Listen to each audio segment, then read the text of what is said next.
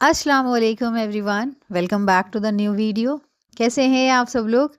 उम्मीद करती हूँ आप सब बिल्कुल ठीक-ठाक होंगे। माशाल्लाह से मैं भी बिल्कुल ठीक-ठाक हूँ। तो ये ना सुबह-सुबह का टाइम था, मतलब मेरा बेटा स्कूल जा चुका था। जो अर्ली मॉर्निंग का होता है ना वीडियो और जो काम वगैरह वो मैं नहीं शेयर कर पाती, क्योंकि वो थोड़ा-सा जल्दी होता है और बेटा मेरा है ना थोड़ा उठने में थोड़ा आनाकानी करता है, तो इस वज़ह से वो सब रिकॉर्ड नहीं कर पाती। तो ये मेरी बेटी के टिफ़िन की तैयारी करने के लिए आई हुई हूँ मैं। तो ये मैंने लिए हुए हैं 2 ये बेल पेपर आए हुए थे मेरे घर में, रेड और येलो। ये मुझे बहुत ज़्यादा अच्छे लगते हैं, ऐज़ अ कलर वाइज़ पसंद है मुझे ये। वैसे खाने में इतना कोई ख़ास नहीं लगते हैं, नॉर्मल ही लगता है, मगर कलर वाइज़ बहुत ज़्यादा पसंद है। एकदम अट्रैक्टिव लगते हैं, तो इसलिए ना लेने का दिल कर दे जाता है मेरा। तो ये मैं लेकर आई हुई थी। तो मैं आज बना रही हूँ मेरी बेटी के लिए पास्ता टिफ़िन में, क्योंकि मेरे दोनों बच्चे ना कभी-कभार अलग टिफ़िन भी लेके जाते हैं। कभी मैं है ना मेरी बेटी को अलग देती हूँ और कभी बेटे को अलग, वरना तो कभी-कभार सेम भी होता है। तो मैं आप लोगों को ये शिमला मिर्च का चेहरा दिखा रही थी। एकदम ऐसा लग रहा था कि किसी का मुँह खुला हुआ है सच में। सेम वैसे ही लग रहा था। और बीच में से ऐसे लग रहा था कि किसी के दाँत है, तो मुझे वही हँसी आ रही थी।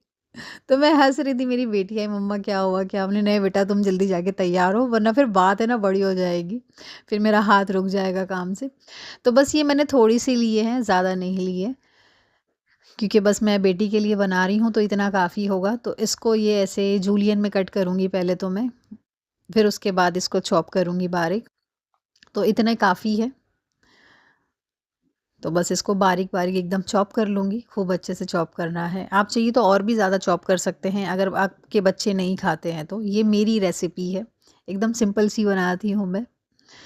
तो ये चॉप कर ली थी मैंने। तो अब ये है ना पत्ता गोभी है, ये अच्छी वाली पत्ता गोभी है, अच्छी क्वालिटी की है ये, पता नहीं कैसे मिल गई मुझे ये। आता है यहाँ पर बहुत सारा ऐसा सामान जो अच्छी क्वालिटी का होता है, वरना तो अक्सर कौसा जाना पड़ता है इन सब चीज़ों के लिए, या फिर अमरूद नगर से लेना पड़ता है। तो ये अच्छी थी, खाने में भी टेस्टी है और कटिंग चॉपिंग में भी पता चल रहा है कि ये अच्छी क्वालिटी की है। तो इसको एकदम मैंने बारीक चॉप की थी, एकदम बारीक चॉप किया था इसको मैंने।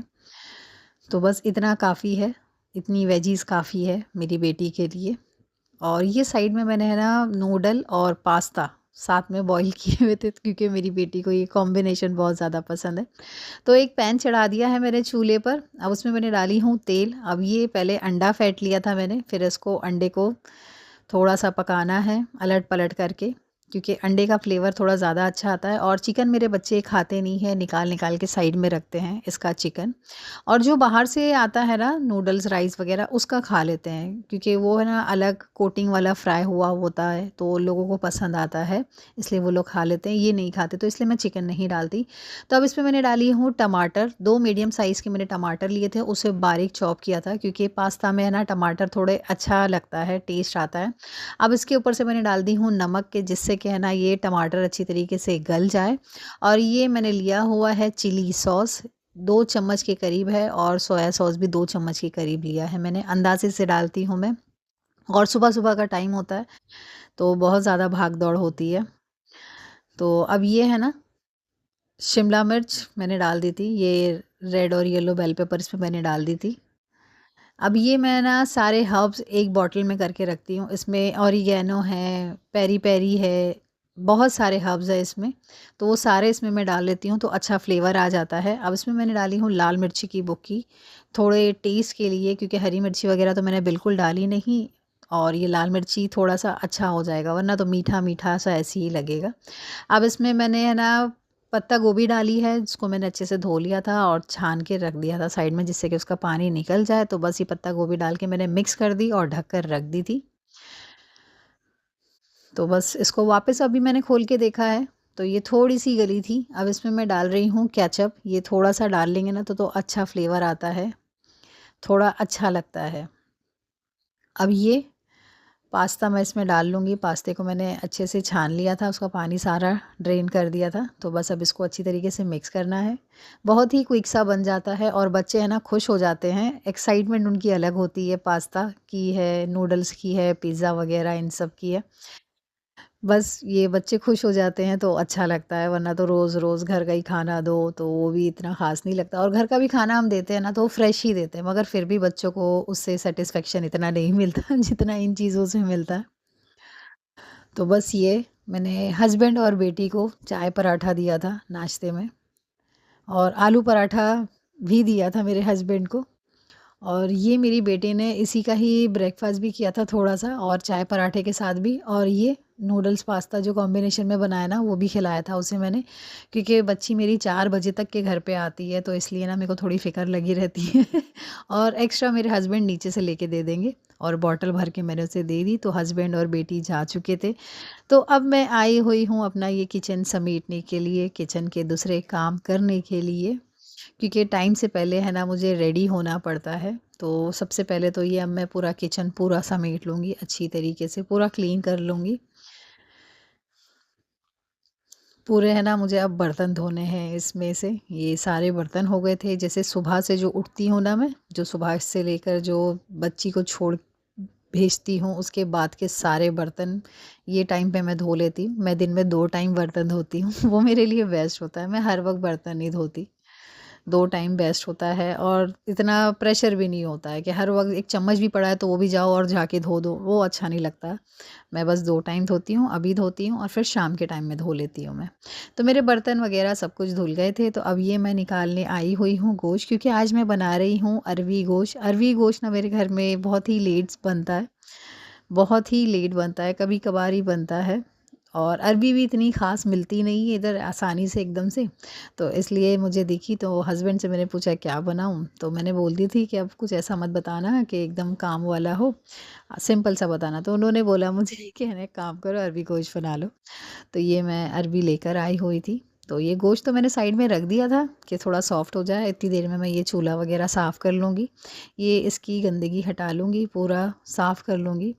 ये ना रोज़ करती हूँ मैं, आप लोग भी करते ही होंगे सब अपने घर में, सभी अपने घर को क्लीन रखते हैं और रखना भी चाहिए सच में। बच्चे हैं ना, और बच्चे स्कूल भी चले जाते हैं तब भी तो हम होते ही हैं, तो इसलिए ना साफ़-सफ़ाई बहुत अच्छी चीज़ है, करनी चाहिए।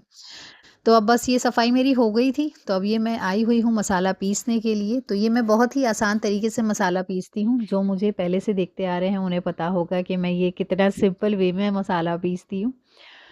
तो जो मेरे न्यू व्यूवर्स हैं उनको भी पता चल जाएगा कि मैं ये सिंपल सा मसाला कैसे पीसती हूँ, इससे मेरे काम बड़े आसान हो जाते हैं, बहुत आसान हो जाते हैं।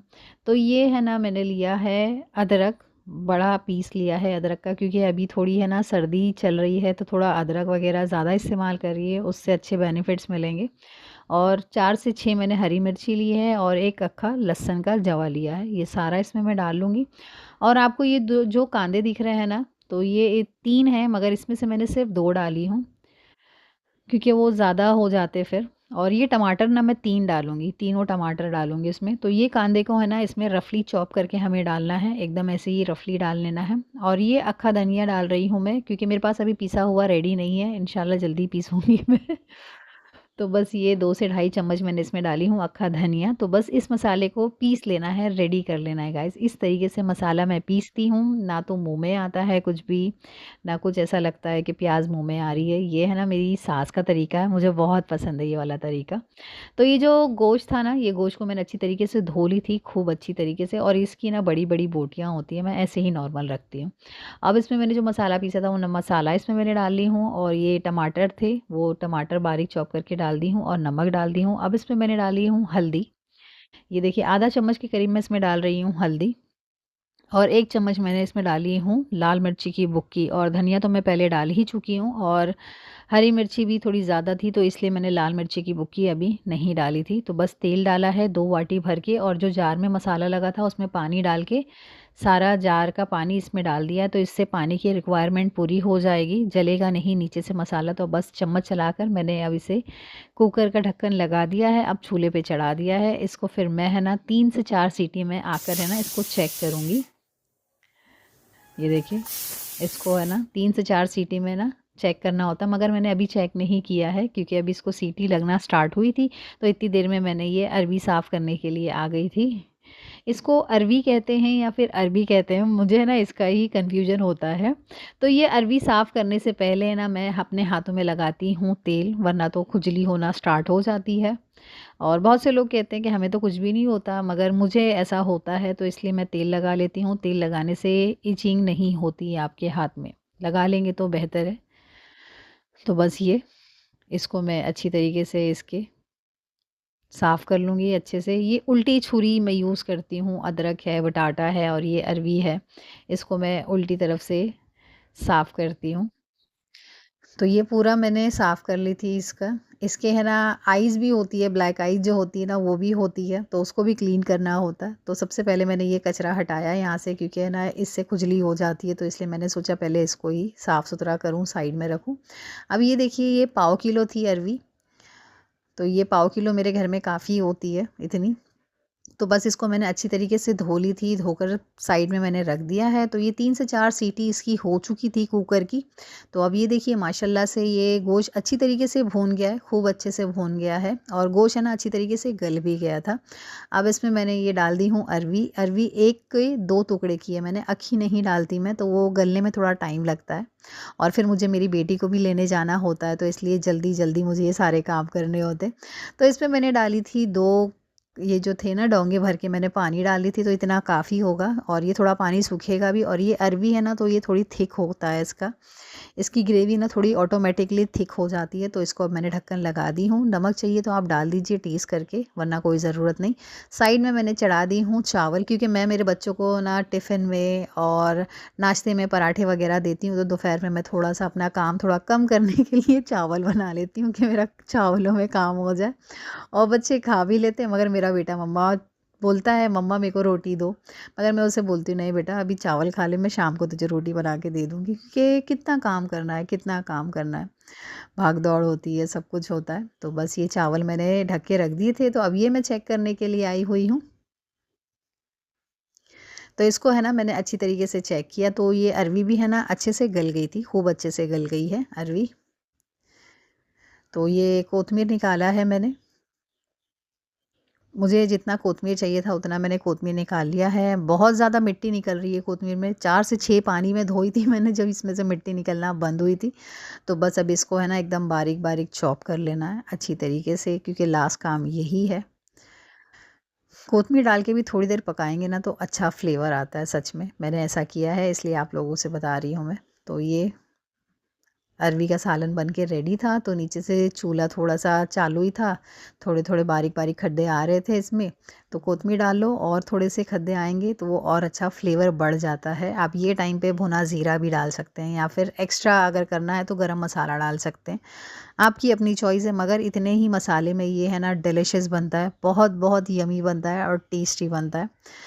तो गाइज़ मेरा खाना ये देखिए माशाल्लाह बन कर के रेडी हो गया था। ये मुझे दिन भर की छुट्टी हो जाती है, पता है आपको, रात तक की छुट्टी। मुझे कोई टेंशन नहीं होता रात तक के कि अभी क्या बनाना है, बाद में क्या बनाना है। तो इसलिए मैं इस तरीके से बना लेती हूँ और बेफ़िक्र हो जाती हूँ और आसान भी रहता है।